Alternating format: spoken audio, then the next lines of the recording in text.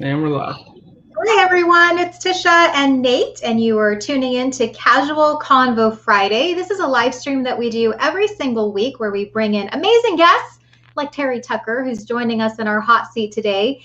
And Terry is the founder of Motivational Check. He is also the author of this new book that just came out, Sustainable Excellence, 10 Principles to Leading Your Uncommon and Extraordinary Life. And today we're going to be talking about how to live and lead your best life. So this is going to be a really great topic. If you're joining us live on Facebook, on YouTube, on LinkedIn, make sure to drop us a comment, ask any questions. I know Terry has a fun little giveaway at the end, so make sure you stay tuned for that.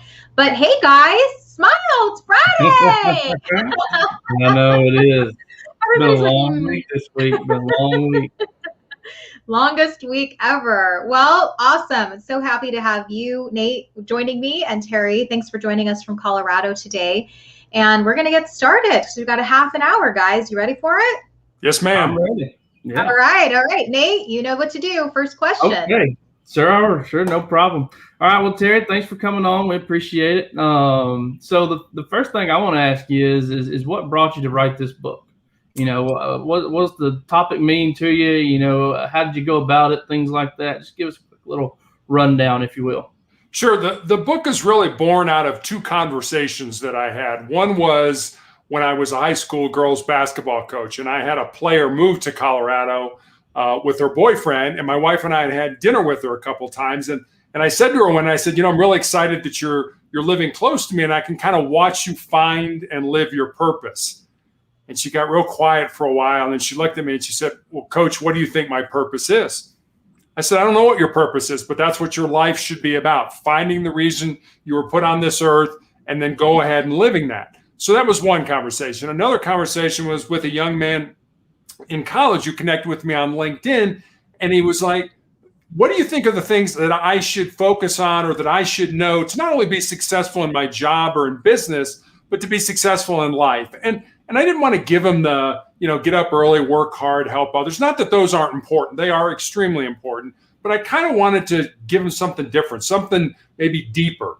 And so I thought for a while, and I wrote down notes. And eventually I had these 10 principles. And I was comfortable enough, and I sent them to him. And then I stepped back, and I was like, well, I got a life story that fits under this principle, or I know somebody's life who emulates that principle. So literally, I had my leg amputated in April of last year, and I started chemotherapy for the tumors in my lungs in June. So during that 3-month period, I literally sat at the computer and wrote stories underneath each of those principles. And that's kind of how Sustainable Excellence, the 10 Principles to Leading Your Uncommon and Extraordinary Life, came about. Okay. Well, that's one way to do it. Good job, though. I've fun to do during, healing, when you're healing. Like when you just went through that, that's very impressive. Well, most people are kind of sitting around watching Netflix when they're, trying to heal. But I was like, I really, I always felt that the 3 F's, as I call them, faith, family, and friends, kind of got me through to this point in my cancer journey. Mm-hmm. And I really feel, and I don't want to put my faith on anybody else, but I kind of felt like I wrote the book, but it was certainly inspired by something that was much bigger than me. Sure. Yeah, absolutely. I can agree with that. So in this book, obviously you got a lot of ideas that you've shared, and there's obviously a lot to it, but what do you feel is the most important idea that you are sharing in the book that can add some real value to a reader's life? There are 10 principles, and they're not ranked in any order. I don't think any one is more important than the other one. The one that always kind of, I guess, sits with me, and maybe it's because I've done it and I've done it plenty of times, is this one. It's most people think with their fears and their insecurities instead of using their minds. And I know I've done that. I'm like, I want to do this, but it scares me, so I'm not going to do that. Well, that's thinking with my fears. That's not thinking rationally with my mind. And I always tell, especially young people, if you have a passion for something, there's something burning in your heart and it scares you, go ahead and do it. Because at the end of your life, and I'm probably coming to the end of my life, the things that you're going to regret are not the things that you did, but the things that you didn't do. And at the end of your life, it's too late to go back and do that. So if there's something out there you really want to do, go ahead and do it. I'm motivated. Very motivated. All right. Okay. So question for you guys. Yeah. What is that thing that's hanging over your head that you're like, I have to do this before my life ends? And I always look at it as I'm not afraid of dying. I really am not. I'm like, I just want to know that I've lived my life to the fullest. I got to do everything that I wanted to do. I tackled it. I didn't have any fear. So I'm going to ask you, Nate, because I'm really curious. What is that thing for you? Me, the biggest thing that really stops me is me always trying to do too much. To be quite honest with you, it's never been a fear thing. It's always been Nate's trying to do too much for everybody. That's always my biggest hang up is trying to take on every problem in the world and solve it. Sometimes I have to focus myself. That's actually my biggest hang up. Your biggest hang up. All right. Mm-hmm. What about, and we do have a question for you, Terry, but real quick, Terry, what about you? What's that thing that you're like, I have to get this done? So, when I wrote Sustainable Excellence, it's a book about success. And it's been out for a few months now, and I've thought about it, and I thought, I'd like to write another one. I don't know if I will or not, but that other one will be about another S word. And that word, I think, is even more important than success, and that's significance. Success is what we do for, I'm a successful author, you're a successful pilot, whatever it is, you're successful at it, but that's what you do. Significance is what we do for other people. And I think you can be both. I think you can be successful and significant, but I'd like to write a second book and focus more on significance and maybe less on success. I like that word. I thought it was another S word, but but we won't go there. It's Friday. My mind's like, all right, no. Significance is a really great word because I think, again, there's this whole thing I think of with the whole impact. What's the impact you're making, which then leads to income, which then leads to the rewards, which then leads to all of these things. But it's what's the impact that you're making on other people's lives? What's that significance that you have on other people? So I love that, Terry. And yes, write the book. Write that book. Write that I'm book. working on it. I'm compiling right now. You're compiling. And we know because we had Jacqueline Alkion, who was on just a couple weeks ago with us, and she's writing her children's books. And then next week, Nate, we've got John David Mann. He's the co-author of The Go-Giver, several. He's a great person, Terry, for you to connect with because that's all he does is write. And so that's another resource for you. But I love it. I love that you just keep going with your story and keep going with these books. All right, question. Nate, do you want to put this up on the board from the LinkedIn user? This is Chad Phillips who's joining us, and he said, question for Terry, what is one way you can use this from a leadership perspective? Well, I think it depends on what leadership, kind of what you're leading or who you're leading. I used to always talk to my players when I coached that, you've got the only two things you can ever control during a game, during practice, is your attitude and your effort. It doesn't, you could have the worst night shooting, but your form is perfect. Or a referee could, have a terrible game. And, if you're in your head and you're like, I didn't foul him, that's a terrible call, ref. That's not something you can control. And I'm not saying this is easy because it isn't, especially for a coach when I used to be a player. So, it's like, no, you got to do it this way. No, they have to do it the way they want to do it. And, I remember one time I had a player, it was during the middle of the game, and I looked out the end of the bench and I pointed to a player and I'm like, go in for so-and-so. And I turned around watching the game and I looked over at the scores table and there's nobody there. And I turned back around and I'm like, hey, get in the game. And the player was shaking me off like, no, I don't want to go in the game. I don't want to go in the game. I'm like, are you kidding me? You come to these practices every day and work your butt off. And my practices were not easy. Your reward is to play in the game. So I had to bring her over and literally have a counseling session right on the court as the game's going on to basically say, look, this is something that's bigger than you. You're part of a team and they're counting on you. I'm counting on you. I need you to go in for this player because this player needs a rest. And this isn't about you. This is about you being part of the team. So I always kind of think it's attitude and effort, the only two things you can control. Let everything else go because everything else is It's just clutter or garbage or whatever thing that's getting in your brain. I totally agree with that. Nate? Mm-hmm. No, I do. And that actually brings up a question that I'd like to pose to you. People that have played team sports or actually been parts of a team or been in the military or anything like that, where there's those tight-knit organizations that you get to experience, right? They always have that team model to fall back on. Like, hey, if I don't do my part, somebody's being let down, that type of stuff. What's your advice for people and how to take the stuff that you're talking about in your book for those that didn't get that experience with those types of organizations? Because there's a lot of people that, they never played team sports. They never became a part of a team. They went to school, they went to college maybe, and then they went and got their job. And that's like their first, actual team experience for the most part. I guess just to realize that, if you are, because you're going to be part of a team somewhere, you're in the marketing department or you're in the finance department or you own your own business, but you have suppliers or whatever. I mean, you're always going to be part of a team. And, I talk about athletics because it's what I know, but I really think in school, if you're a part of the band or if you're a part of the, the glee club or you're a part of, the theater, whatever it was, hopefully you learn the same thing there that we learn in athletics. So I don't want to make it seem like it's only athletics in that, but I guess to realize that you are part of this team. Let's just say you're part of the marketing department.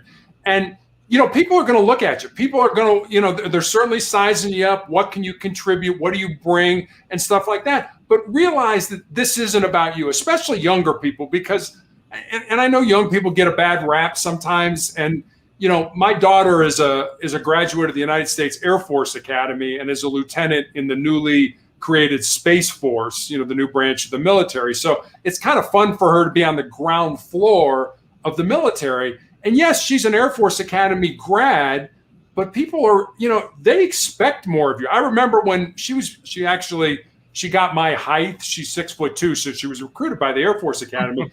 But I remember during the recruiting visit, we were sitting in a conference room with a colonel in the Air Force. And he was telling her about why she should go to the academy and what she was going to get out of it.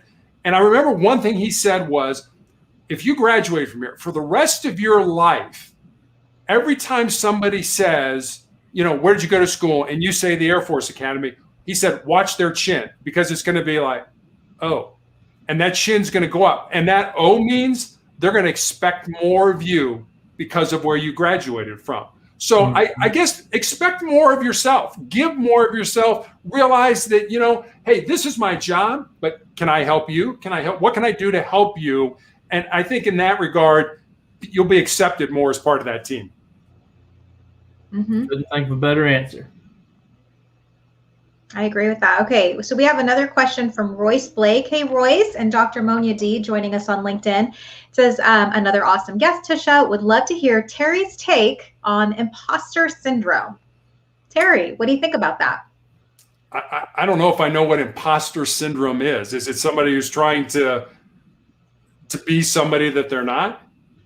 Yeah, so it is. Let me enlighten you, because this is something that lots of women go through. Nate, I don't know if you've ever been through imposter syndrome. I know I have, but you're not. You're trying to be someone that you're not. You're comparing yourself to a lot of other people. You're not happy with where you are. You're looking at everybody else and going, why am I not there yet? Why don't I have Terry's life or Nate's life? Like, what am I doing wrong?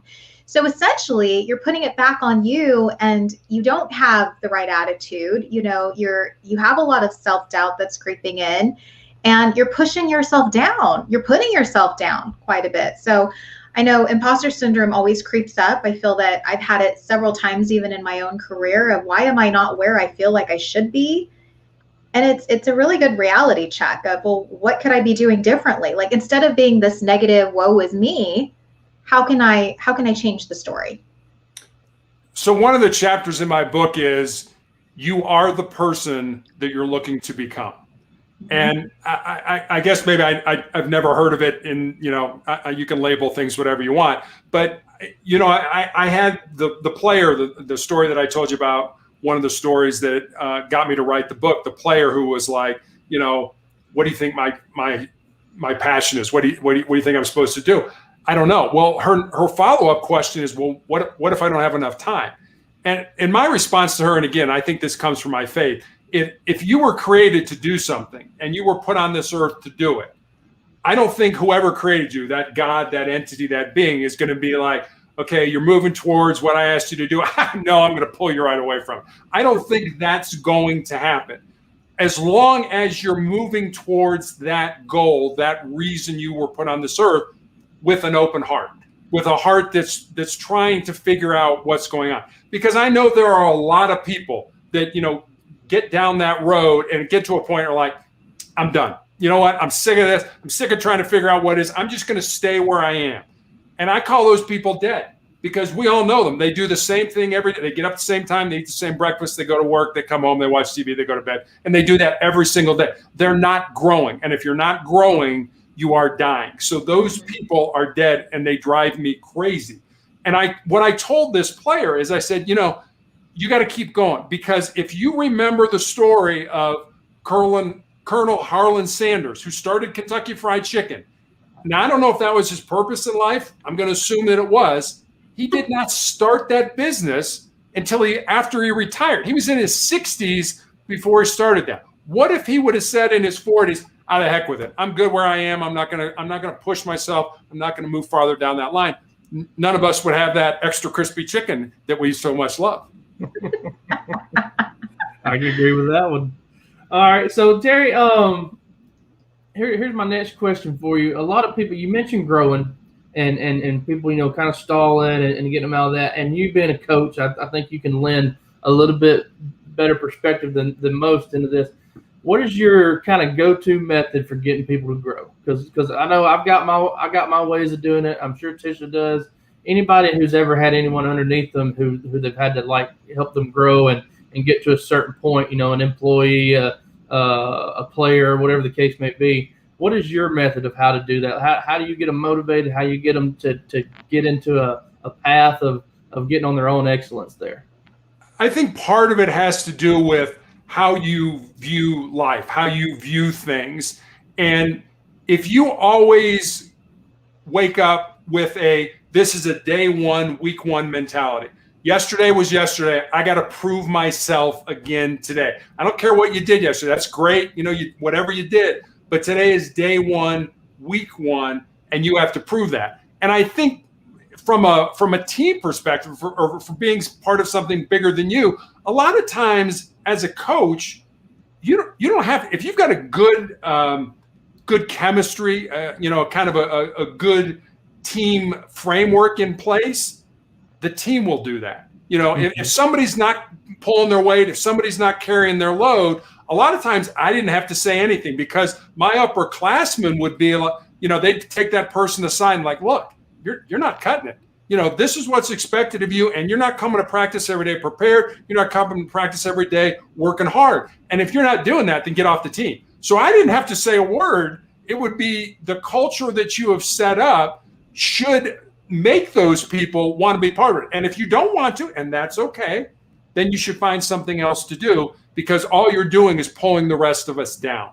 So that's kind of the way I used to handle things. I developed that culture, and it took a while to do it. But if you develop a culture where there are certain expectations, and if you're not pulling those expectations, a lot of times the boss doesn't have to say anything. The other people on the team will be the ones that'll say, hey, you're not cutting it. You better get, up your game here a little bit, or we don't want you around. I want to talk about this. So my son is in club soccer, and we had a pretty horrific season. I think we were doing really well at the start, and then all of a sudden it just went downhill. And you really could see, so to your point, so I had never really done team sports, but I'm soccer mom, so I'm watching a lot of it. But you really can see the kids that have already given up before the season's even finished. And I'm super proud. I have to say this because, I'm not one of those everybody gets a participation trophy. I feel like you earn it. You go out and you give it your all. And it's really hard as a parent to watch, or even as a teammate to watch other people really bringing it and other people just going, we've already lost this game. Why even try? And it's okay, so back to what you were saying, Terry, about attitude and effort. takes you a long way. Even if you're losing the game, it doesn't mean you give up halfway through and just call it quits. So we just had soccer tryouts, and there were several kids that were cut or they were demoted, which I don't know about you guys, but if I'm on that team and I'm demoted, I'm getting a pretty good gut check of I could have worked a lot harder. I could have shown up more. Like, I think we need that. I don't know about like everybody gets coddled and you made it and you're on and we just like you. No, there's more to it. There's more to that. It's show up, put in the work, let us see your effort, and let's go. Sorry, that's you guys asked like, how do I motivate people? That's how I'm motivating people. Are you ready to go? Are you all in? No? Get off the bench. Get Failure, and that's another chapter in my book, Fail Often, especially when you're young. Failure is a great teacher. You know, I mean, yeah, I'm on this team. Why are you on the team? And I am totally convinced that boys play sports for a different reason than girls play sport. You know, for guys, it's about winning. For girls, it's about relationships and developing community and things like that. And you have to understand that as a coach, you know, as somebody who's played a male sport, the male side of it, that took me a while to learn. It's like, no, you don't motivate girls the same way you do boys. And again, I'm talking about, you know, grade school, high school level and stuff like that. So failure is a great tool to use. And, you know, you look at Michael Jordan, who was cut from, I don't know, what is it, 8th grade basketball team or something like that, or 7th grade basketball team. Look where Michael Jordan ended up, because failure was a great lesson for him. And he took that and developed his game and developed his skills. Right. I mean, he even failed at baseball. I mean, you know, when he tried that venture. I mean, to us, he still played at a higher level than all of us. But I'm just saying, like, even him, you know, he went from being this great basketball player, and he's like, I'm going to go try baseball. And he failed at that, and he was, you know, he still did his thing, went out there and did his job, and then, you know, ultimately decided to go back to basketball. But, like, you know, I think too many people are too worried about, like, I don't even think failure bothers people on an individual standpoint. It bothers them because they're afraid to let people see them fail. And I know that was a big issue with leaders in the military when I was in the Army is, you know, everybody thought, oh, as soon as you get your stripe, as soon as you're an NCO, you can't fail. Like, you can't be vulnerable, you can't fail, you can't mess up. And I used to mess up in front of my guys all the time. I didn't care. I mean, you know, it didn't bother me any. And I think that helped them out a lot better than the trying to be perfect all the time. There's a great book that I just finished reading called Legacy. It was written by a man by the name of James Kerr. And it is he kind of embedded with the New Zealand national rugby team, which by most standards is one of the, if not the most successful sports franchise in the world. And one of the things he talks about in that book and why they are so successful is, one, they don't hire for talent. They don't take you just because you're good. They hire for character. If your character is where they want it to be, then they'll go ahead and hire. And the other thing that he talked about in the book is, we don't have all the answers. You know, we sometimes, you know, the boss, you're supposed to know what to do. I don't know what to do. Let's talk about that. I mean, and we've probably all been in meetings where, you know, there's been a problem. You're sitting around a conference table, the boss walks in and says, okay, here's what I think we should do, blah, blah, blah, blah, blah, blah. And then he says, what do you guys think? Now, what person in their right mind is going to counteract what the boss said? A better way, if you're a boss, is to walk in and say, okay, here's the problem. What do you guys think we should do? And then just be quiet and let your team, who probably does this all the time, figure out what we need to do to fix this problem. Don't you come with the solution, because half the time you're wrong, because you're a boss. You know, you're not there every day in the trenches. They are. Let the people in the trenches make that decision. That goes to just Chad's question earlier about leadership. And you were asking about what's the perspective, like in what context are we talking about this? But leaders are really good about just, I'm going to listen and hear what you have to say. And then together we collectively come up with the solution. It's not just me and all me and I have the greatest answers ever. It's no, we're going to talk about this as a team and then come up with it. And you hit a great point, and that's listening. And when one of the jobs that I had was a police officer, and I was a SWAT team hostage negotiator. And, you know, as a police officer, most of our interactions were face to face. So, you know, if I was dealing with Nate and I saw Nate, you know, balling up his fists or looking around, I might think, hey, he's going to fight me or he's looking for a place to run. But I see that and I can do things. I can sit him down. I can handcuff him. I can put him in whatever. I can do things depending on the situation to deal with that. As negotiators, we didn't have that person in front of us. So we had to figure out what was going on based on what a person was saying, what they weren't saying, and how they were saying it. And another chapter in my book, I guess I'm pretty much going to give all 10 in these 30 minutes. Another chapter in my book is about listening, but not listening to respond, which we all do. Hurry up and say something, Nate, because I want to say something. But listening to understand. What is Nate saying? Where is Nate coming from based on what he's saying? And we don't do that today. We just scream at each other and expect to solve a problem. That's not the way to do it. No, not at all. That is 100% correct. I mean, and the thing is too, is like as a leader, if you're not letting people figure out problems on their own, like you mentioned, if the team's not figuring out how to get through problems on their own, when you put them out there to do work or play on the court or go on a patrol if they're in the military or whatever the case may be, they're not going to figure out things when you can't do anything. There's a point where, as a coach, you can't go out there and shoot the ball, you can't dribble, and you can't play defense, right?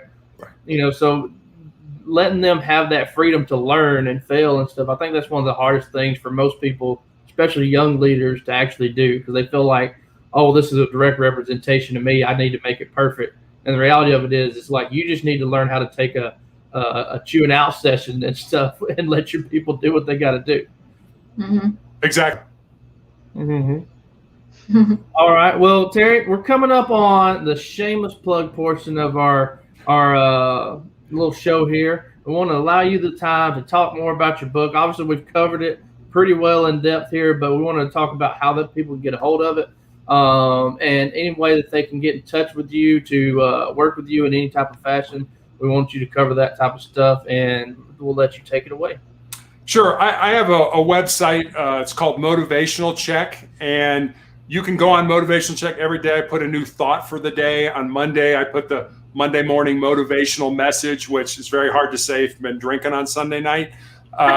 So, I try to put short, relevant videos, stories, things like that. I know people are busy. So, if you need a quick shot of inspiration or motivation, go there, read the thought for the day, read the quick story, watch the quick video, and then move on with your day.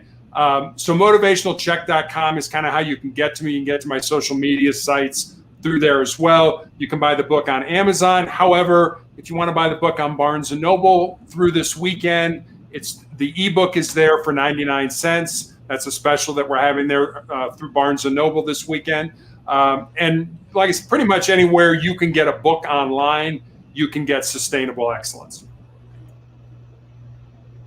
All right. Well, that works for me. Tisha, you want to go ahead and close us out here?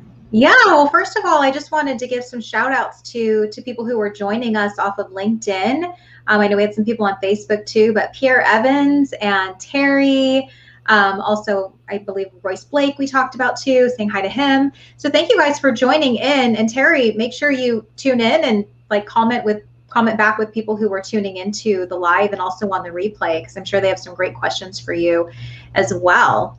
But I'm excited for your next book. Okay, so Terry, I always say this: if you have a goal in mind, the best thing you could do is put it on a calendar. Like you said, having a goal, having a vision, and saying, this is the date that I'm going to complete it. So when can we expect your book on significance to come out? Because we know you're writing it. We know you're compiling.